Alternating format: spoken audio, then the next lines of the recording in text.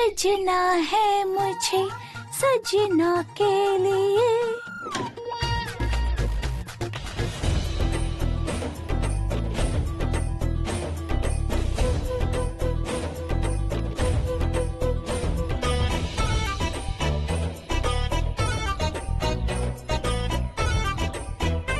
Shampoo तो कमरा में ही रह गई।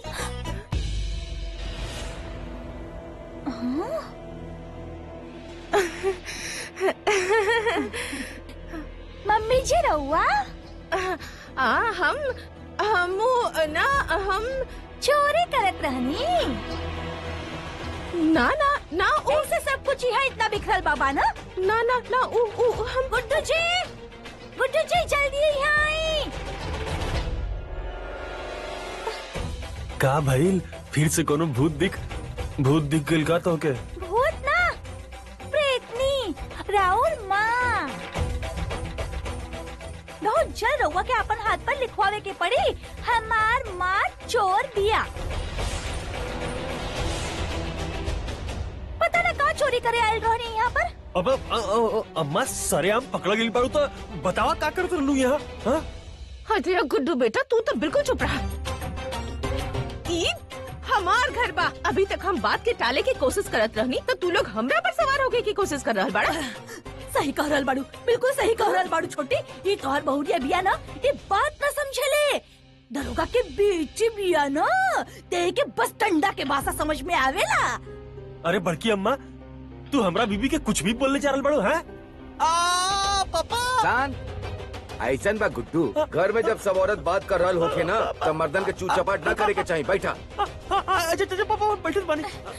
तो का कहत रहलू तू? कंटोप लगाई खींच के हम। अरे छोटी मौका मिलल बा कूटाई के। आराम से, निशान ना पड़े, आराम से। अरे पापा मार रहल बाड़ू यार। अरे तू बैठा यहाँ पर।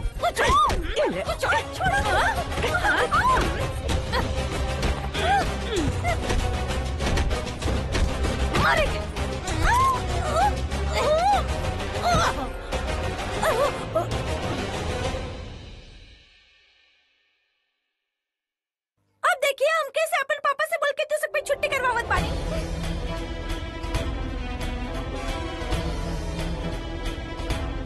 अरे बहू ऐसे घर के बाद में पापा के बुलावे के का जरूरत बा? अब हमके कुछ नहीं के सुने के, हम पापा के बता के ही रहब। तू खड़ा खड़ा का देख रहल बड़ा? जा मनावा के। अच्छा जा रहल बानी। जा मनावा के, जा जा जा।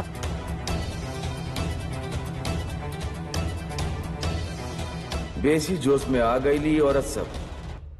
दीमक राज आपन वास्तविक रूप में प्रकट होखी, ये हमारा आदेश बा।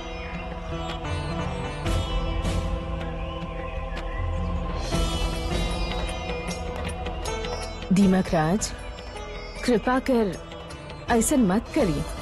ई केहू के जीवन के प्रश्न बा। रहुआ ए प्रकार स्वार्थी कैसे हो सकेनी? देवी संतोषी, ब्रह्मदेव, तीनों देवी लोग सब यहाँ बड़े। हमके अत्यधिक सावधानी और चतुरता के साथ रहे के होगी।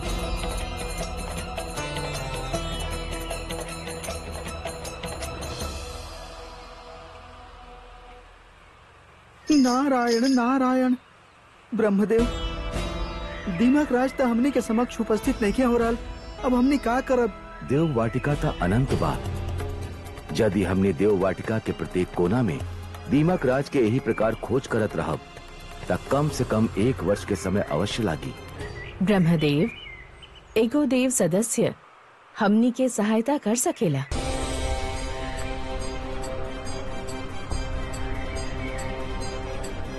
ब्रह्मदेव, हमनी के देव वाटिका के बारे में कदाचित जानकारी ना होखे, किंतु जे देव वाटिका के देखभाल करेले उ हमनी के सहायता कर सकेले।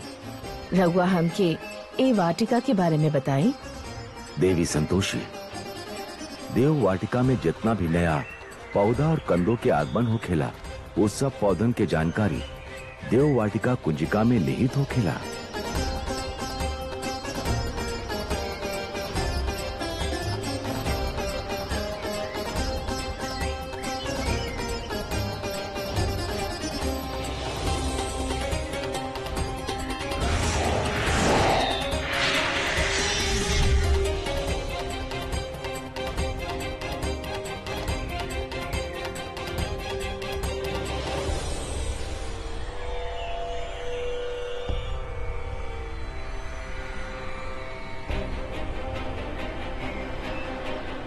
देवी संतोषी, देव वाटिका कुंजिका में एगो वृक्ष अधिक दिख रहल बा।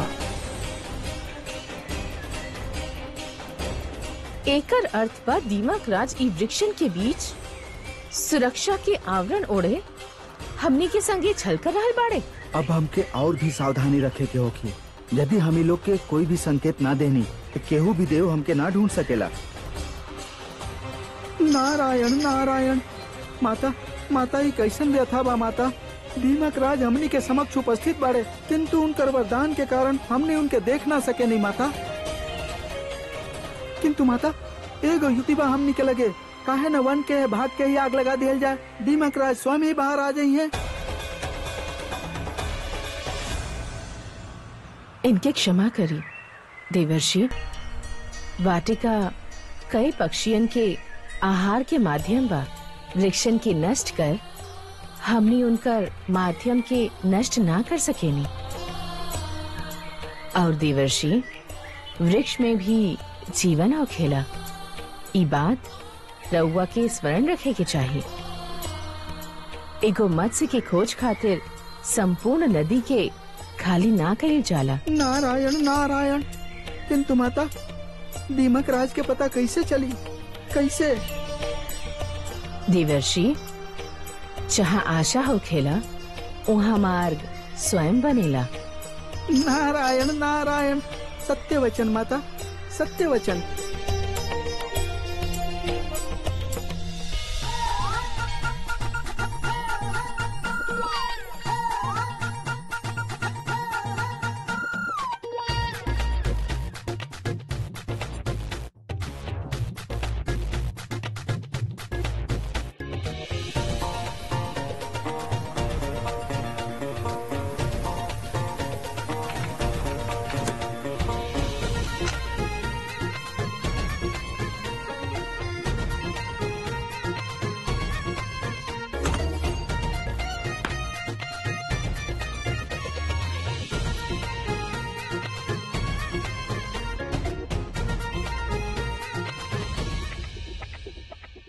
ये बाथरूम की लाइट कैसे चल गई? चला गई। केबा बाहर, केबा दरवाजा खोला। प्रताप, प्रताप जल्दी आई। प्रताप। पता ना अब का हो गई। मधु आ रहल बानी, आ रहल बानी। मधु। हैं? अरे ई दरवाजा लॉक काहे बा? मधु, ई दरवाजा अंदर से बंद काहे रखले बाड़ू तू? प्रताप हम बाथरूम में बानी, पता नहीं दरवाजा लॉक कैसे हो गई। हमके यहाँ से बाहर निकाली प्लीज। प्रताप खोली ना दरवाजा। अच्छा रिलैक्स मधु, तू चिंता मत करा, हम कुछ करत बानी।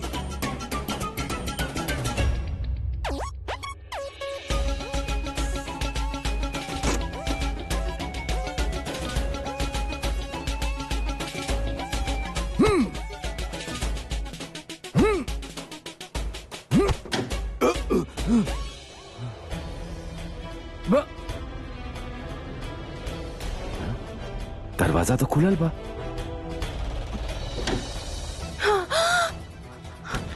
का भाई? प्रताप हमके आज जरूर कुछ हो जाए। अरे बाकी तू चिल्लात काहे रहलू?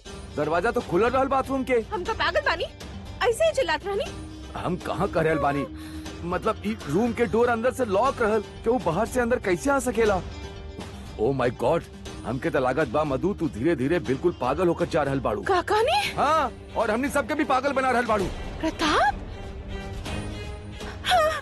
मधु, मधु हमार बात तो सुना। हमके लागत बा मधु के दिमागी संतुलन धीरे धीरे बिल्कुल खत्म होकर जा रहल बा। हमके फौरन डॉक्टर साहब के खबर करे के पड़ी। डॉक्टर साहब हमके तो कुछ समझ में नहीं आ रहल। संतोषी वहाँ पागल खाने में बिया, फिर भी मधु के यहाँ दिखाई दे रहल बिया घर में। प्रताप हम सच कह रहल बानी, वो प्रेतनी ही है बिया। कम से कम रउआ तो हमार बात पर यकीन करी। हाँ हाँ हाँ मधु।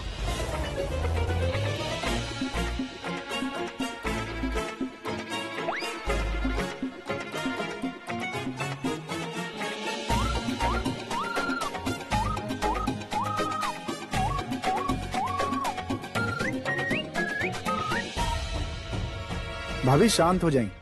डॉक्टर साहब आगे बढ़न ना, अबे बता दिहन कि रउआ के का प्रॉब्लम भइल बा।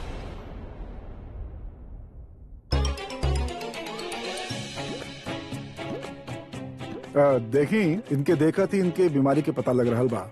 इनके साथ जौन कुछ हो रहल बा वो हेलुसिनेशन यानी कि भ्रम के कारण हो रहल बा। बाकी चिंता की कोनो बात नहीं के, हम अभी ये दवाई दे देता नहीं जेकरा लेते ही इनका दिमाग बिल्कुल ठीक रही।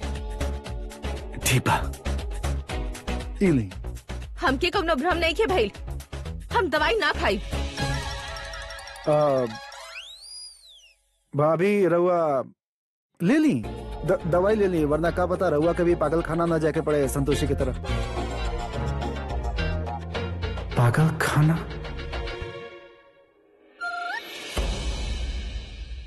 देख लू जौन कुछ तू संतोषी के संगे कैलू वो अब तोहरा संगे हो रहल बा। माँ बुरा कर्म के फल कबो अच्छा ना हो खेला बहू। तो वो लोगन के तो बस मौका चाहिए उनकी खरी खोटी सुनावे के। हम पागल नहीं की। पागल भैल नहीं खे तो पागल हो जाइबे मुटकी। प्रताप हम सच में पागल नहीं की, संतोषी है बिया। रउआ यकीन करी हमार। मधु हमार बात सुना। ओके यही समय ई दवाई लिहल शुरू करे के बा। ओके अरे उज्जवल देखा अपन भैया के। भैया सही कर रहल बड़ा। कैसी का रउआ भी संतोषी के जैसन पागल वाला हरकत करता नहीं, और यदि पागलपन बढ़ल ना तो हमने में से केहू कुछ ना कर पाई। इका बकवास कर रहल बड़ा उज्जवल।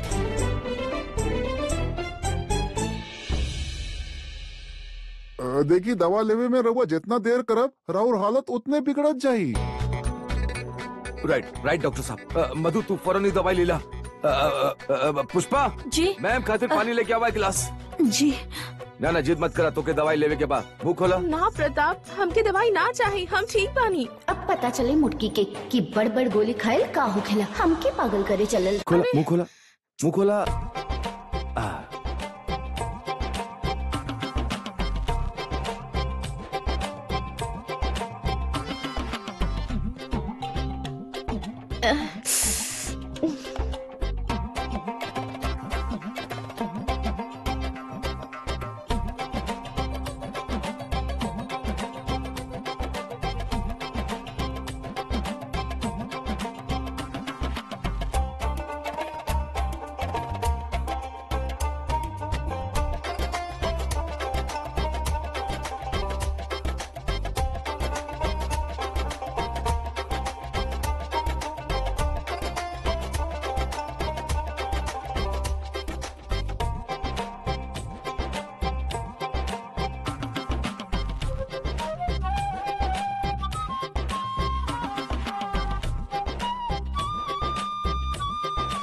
तीन को पति मधु तीन को प्रताप, कौन सा असली बा?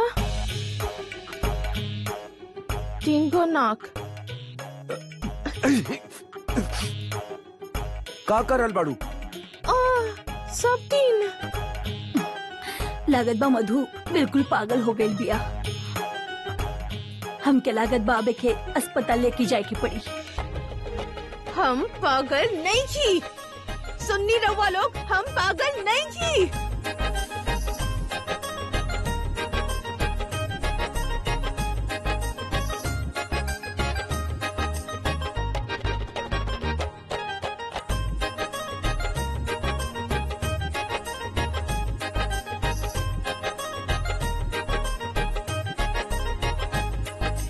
मधु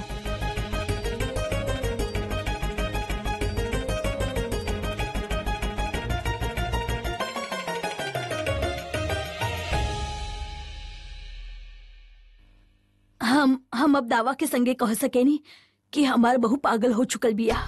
प्रताप हमके सब कुछ धुंधला धुंधला काहे दिखाई दे रहा बा? मधु प्रताप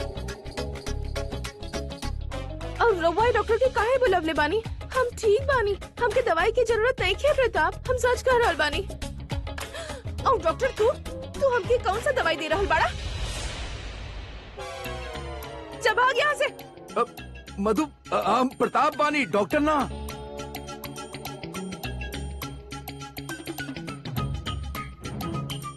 भैया हमरा लगा था कि भाभी के जोन हालत बना भूख के कारण भइल बा, हमने के इनके कुछ खिलावे के चाहिए। हाँ पापा ठीक कह रहल बाड़े।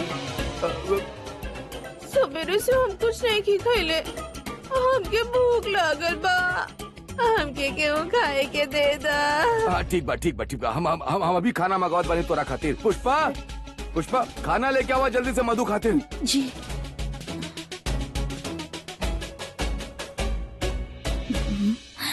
पुष्पा जल्दी लावा। अच्छा लाई खाना आइल बा, खाना खा। खाना कहाँ बा? खाना ला, हम खिलावत बानी तो। हमके बहुत भूख लागल बा।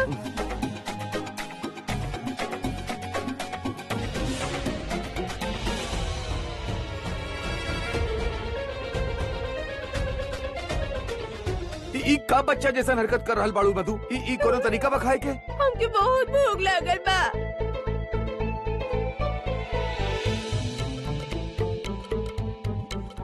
देखी जब ये खाना खा लेते इनके दवाई के दूसरा डोज दे दे।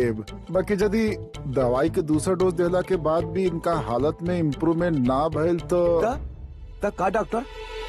तो का बहू की पागल खाना ही लेके जाए के होखी।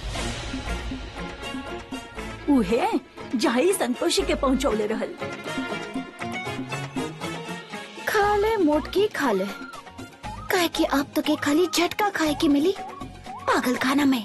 चला बस करा बहुत हो गई ला अभी तो के दवाई पिए के बाद। चला मुंह खोला दवाई पिए के बाद तो के जल्दी अभी हाँ चला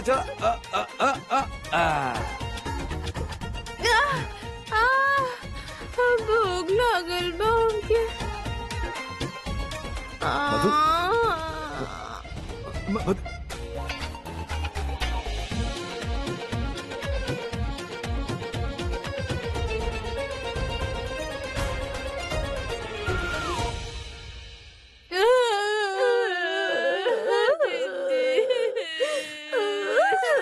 अभी तक खाली हथकड़ी लगोले बानी,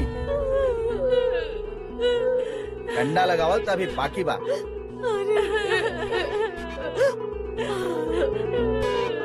कांस्टेबल तनी लगावत ये लोग के अकल ठिकाने।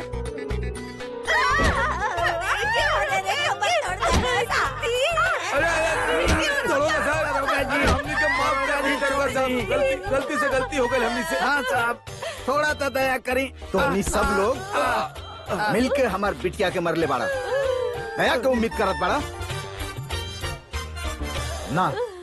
अब तक हम तोनी सब पर दहेज उत्पीड़न के केस लगाई।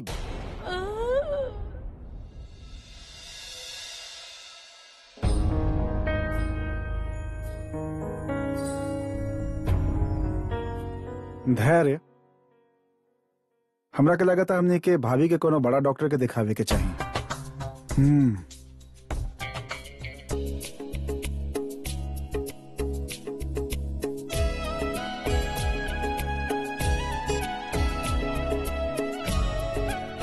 ये मधु के तो पहले खाली संतोषी की भूत नजर आवत रहल, बाकी अब हमनी में से केहू के नहीं के पहचान रहल।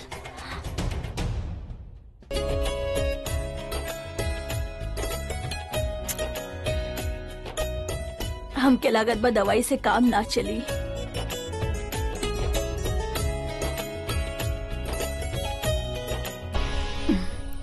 धैर्य ई तोहर ध्यान के ने बा।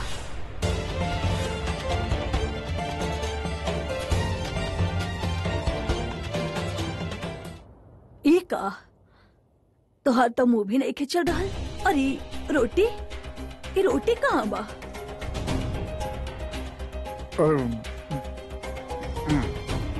धैर्य हम तो से कुछ पूछ रहल बानी।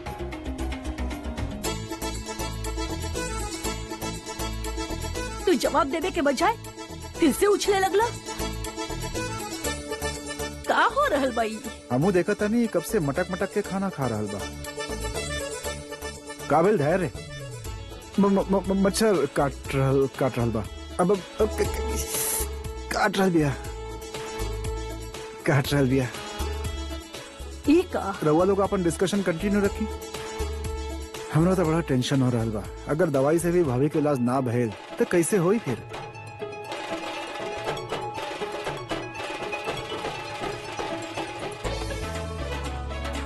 हाँ कैसे होगी?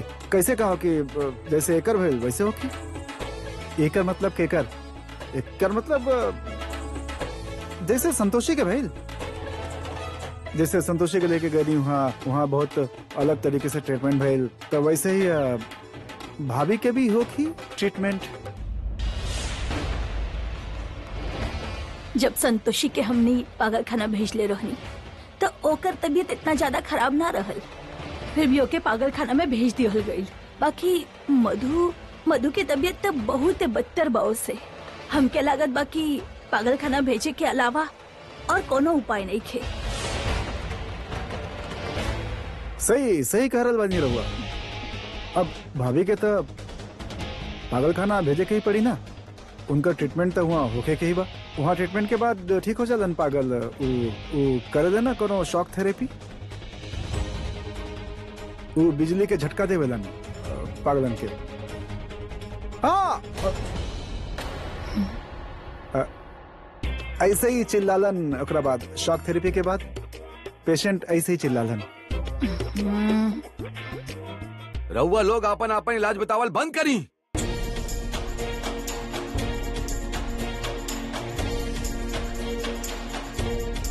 हम मधु के दवाई दिले बानी,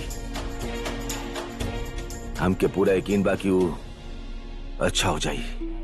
देखी भैया, पॉजिटिव रहल अच्छा बात बा, बाकी भाभी के जोन हालत बा वो केहू से छिपल कहाँ बा। हमरा पता बा कि भाभी के हालत तनी। अरे प्रताप, खाना तो खा लो।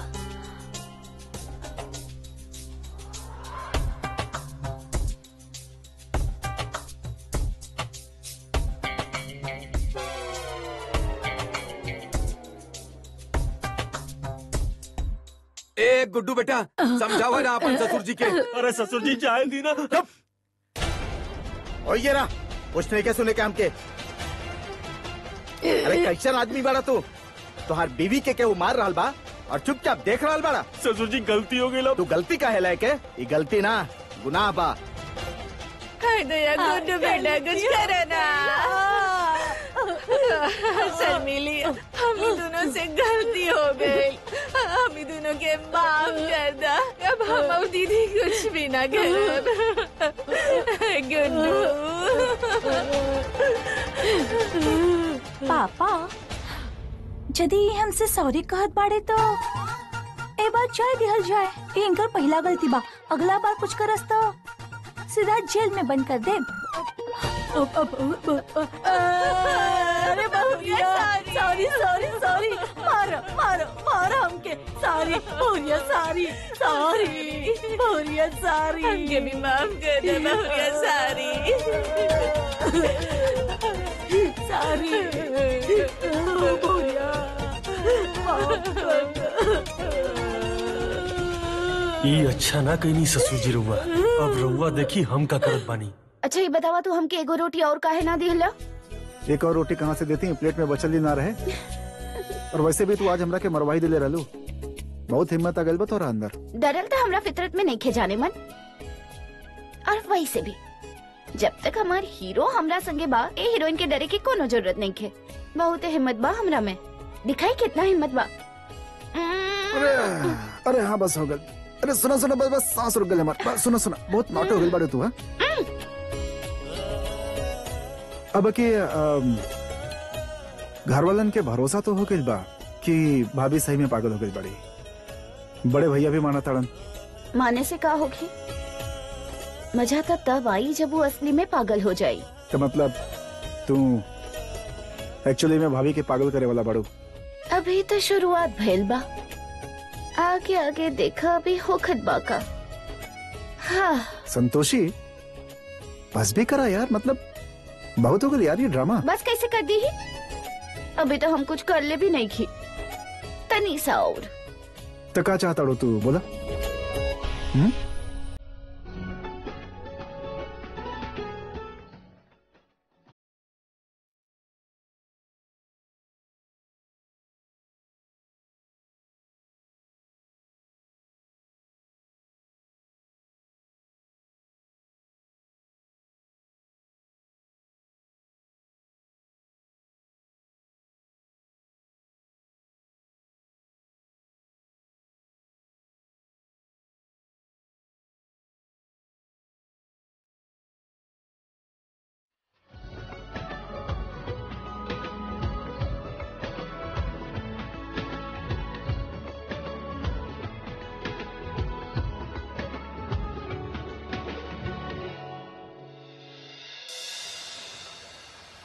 नारायण नारायण, हमके समझ में नहीं आ रहल कि दीमक राज के खोज कौना तरह कल जाए। देव वाटिका में स्थित समस्त वृक्षन पर देवराज इंद्र द्वारा अंकित चिन्ह होखी, किंतु जौन नवीन वृक्ष होखी ओकरा पर देवराज इंद्र द्वारा दिहल गयल चिन्ह कदापि अंकित ना होखी। ई तो हमके ज्ञात ही ना रहल। माते, हम अभी जांच करत बानी कि कौन वृक्ष पर चिन्ह अंकित नहीं खे। हम भी राउर सहायता करब गौ माता। माते, हमरा होखते रउआ कष्ट मत करी। गौ माता, इस समय हमरा खातिर बहुमूल्य बा, ऐसे रउआ निश्चिंत रही और कौनो भी प्रकार के विचार आपन मन में मत लाई।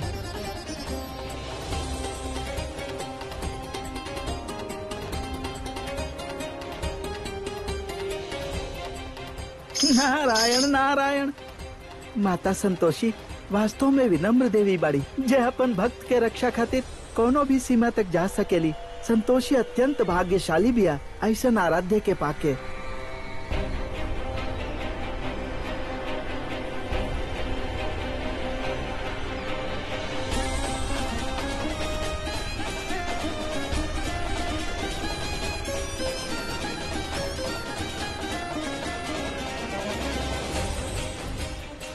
हमके मौका देख के अपन स्थान बदलत रहे के होखी, अन्यथा हम पकड़ल जा सकेनी।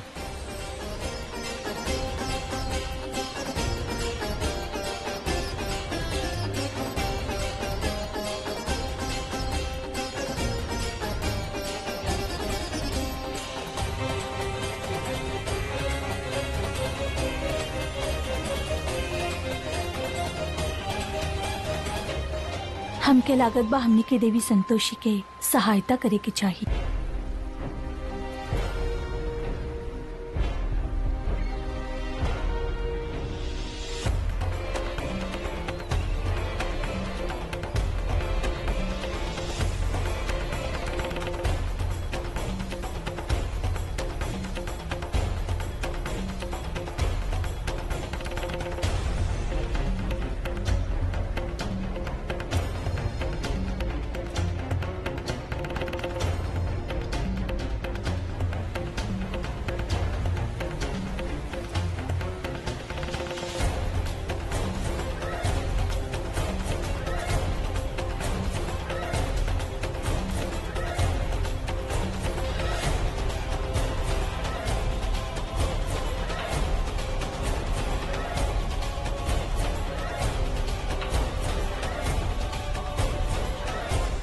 माते, शीघ्र आई।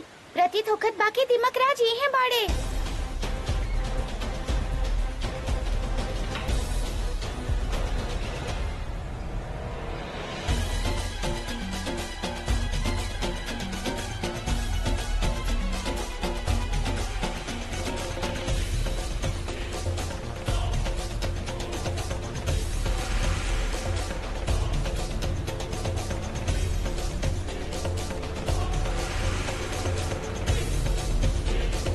ए वृक्ष पर तो कोनो भी चिन्ह अंकित नहीं थे। कदाचित इहे दिमाग राज पाड़े।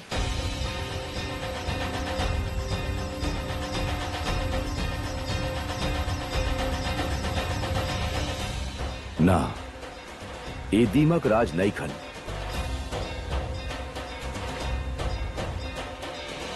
काहे कि एक चिन्ह वहां अंकित कई गई बा।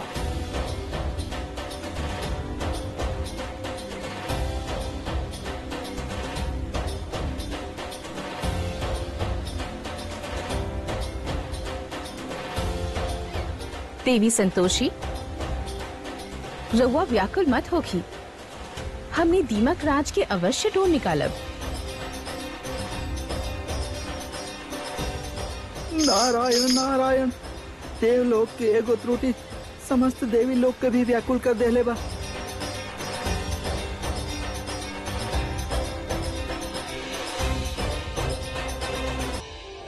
अरे भैया,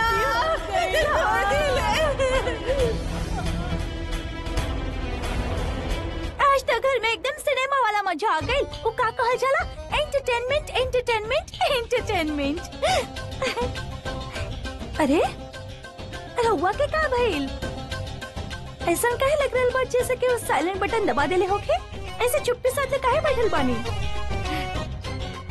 कुछ ना, ऐसा ही बैठल बानी। तू जा, हमके तो उससे कोनो बात नहीं करे के। जा यहाँ से।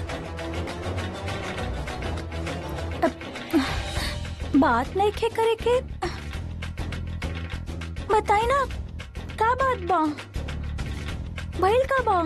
कहीं पापा के डांट की वजह से तो गुस्सा नहीं खिना रहुआ? शर्मिली को बात बताओ सच्चाई से और दिल से।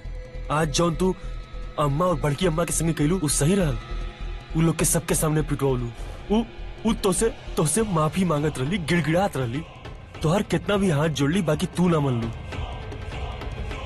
बहुत संतोष मिलल ना तो के सब करके। अच्छा तई बात बा। रहुआ के लागत बा हम जौन कहनी वो गलत रहल, बाकी अम्मा जी ताई जी के संगे मिल के जौन कैली ओमे कुछ गलत ना नजर आई। हाँ शर्मिली देखा, आज तक तू जौन भी कैले बाड़ू ना, जौन भी चले बाड़ू, हम हर काम में तोहर साथ देले बानी। बाकी आज जौन हद तू पार कर गेलू ना, हमके तो से ही उम्मीद ना रहल शर्मिली। तो हमार व्यवहार रहुआ के गलत लग रहल बा? दादी के संगे रहुआ लोगन की जौन व्यवहार बा ओ बारे में कब सोच ले बानी? देखी, हम रहुआ के एगो बात साफ साफ कह देत बानी, राउर अम्मा और ताई जी के संगे जौन आज हो रहल बा ना, वो सब उनके करम के फल बा। हमार अम्मा और बड़की बस रहुआ हमसे जबान मत लड़ाई। वो तो राउर नसीब अच्छा बाकी हम रहुआ खिलाफ केस ना कईनी, ना ताई सन बात हम केहू से सुन के ना लेनी। अबे गुड्डू बेटा, ये का कर रहल बाड़े? अबे जेल जाई चाहत बाड़े का? चुपचाप मना ले बेटा, मना ले। अब शर्मिली, जन हो गिल तन हो गिल, जायदा माटी डाला पुराना बात पर। अब पति से के दुश्मनी करेला? हाँ जायदा, ठीक बा? हाँ हाँ बस, और मक्खन लगावे की जरूरत नहीं है। अच्छा, हमरा खातिर एगो चाय लेके आई? चाय पीबू? हाँ, और वो भी अपन अम्मा के हाथ के बनल।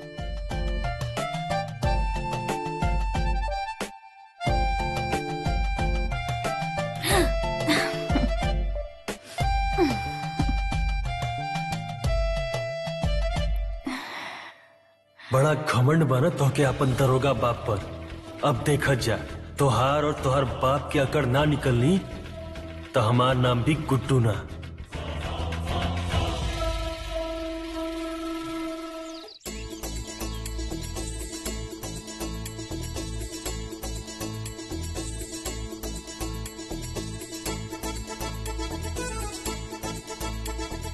मोटकी के उठे के समय हो गई बा।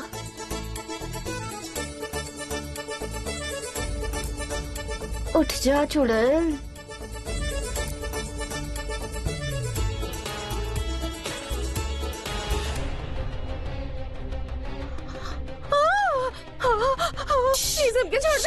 चुप, बिल्कुल चुप, ना तो तोर सुंदर सा गर्दन के हम मरोड़ दे। ऐसे हमके छोड़ दो, हमके कुछ मत करिए। छोटी है ना, फिर हम बैंड की कर बजाई।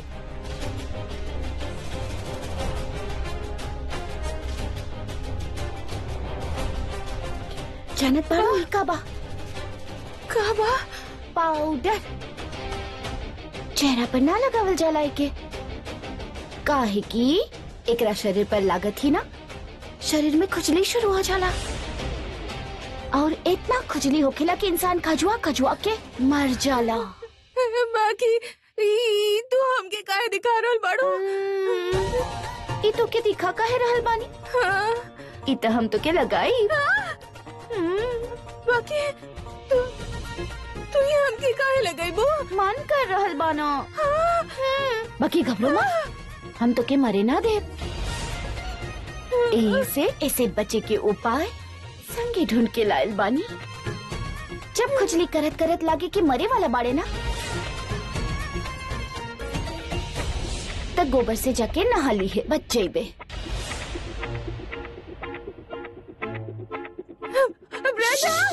और सुन, हम कोनो भूत भूत नहीं की, विश्वास नहीं की हो रहल ना, हाथ लगा के देख ले।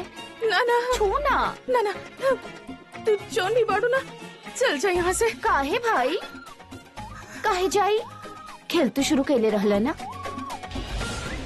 खेल हम खत्म करब। तू यदि अब सबके बतैबे ना कि हम भूत ना इंसान बानी, तब भी के हो ना मानी, काहे कि सब तो के पागल समझेले, पागल। प्रताप! हाँ, बड़ा खुजरी रहल ना हमसे उलझे के। अब खजुआ खजुआ के पागल ना भइले ना, तो हमार नाम संतोषी ना। नहीं, हमके मत लगावा।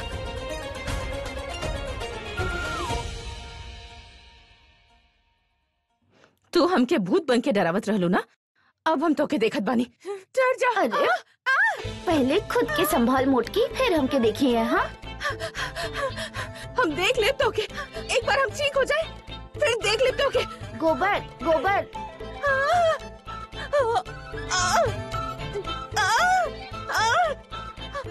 प्रताप! उज्जवल, माजी, पापा बचाए हमके। मधु, भाभी का भेल तो के? संतोषी अरे, अभी ये रहो। जल्दी। वो हमरा पर खुजली वाला पाउडर डाल देलस।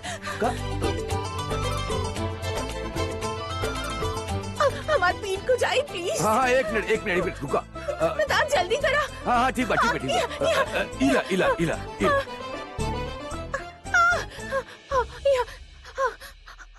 हमके गोबर चाहिए, गोबर लाके दी, गोबर।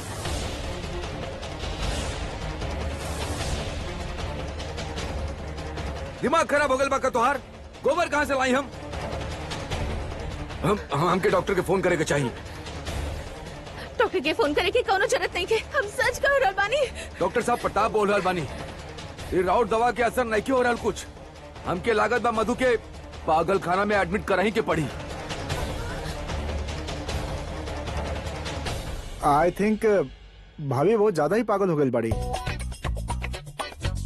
ना। हमार कहे के मतलब बा संतोषी भी पागल भइल रहली, बट वो आज तक कभी गोबर ना मंगलस बाना।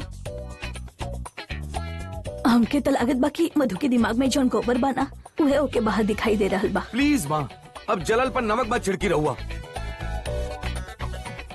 अरे रउआ सब बात बंद करी, हमके गोबर लाके दी। हमार खुजली बढ़ रहल बा। गोबर कहाँ से लाई हम मधु? रउआ ना लाई तो हम पुष्पा के बोल देत बानी। गोबर प्रताप को जाई। अरे भाभी भाभी भाभी प्रताप, हमके गोबर मिल गई बा, ली जल्दी से लगा दी।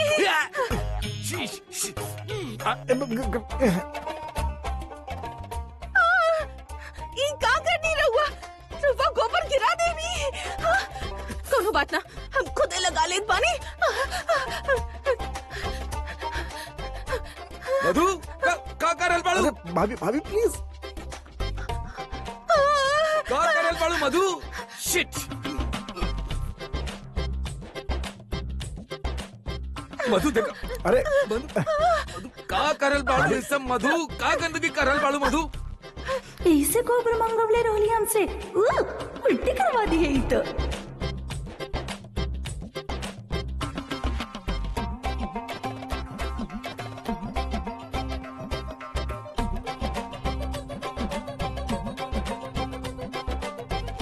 मधु बस भाभी बस बस अरे मधु। भाभी मोटकी अभी तो गोबर में नहा ले, बाद में और मजा चखाइब।